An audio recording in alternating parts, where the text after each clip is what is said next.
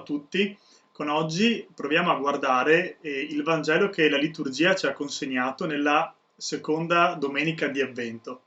È l'inizio del Vangelo di Marco e Marco inizia così: inizio del Vangelo di Gesù Cristo, figlio di Dio.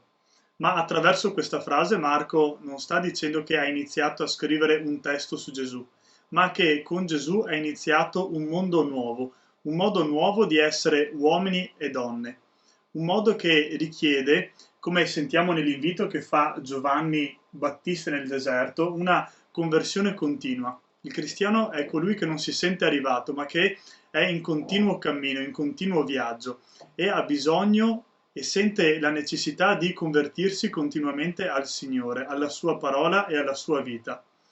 E uno dei passaggi più belli che possiamo fare per vivere questa conversione è proprio il silenzio.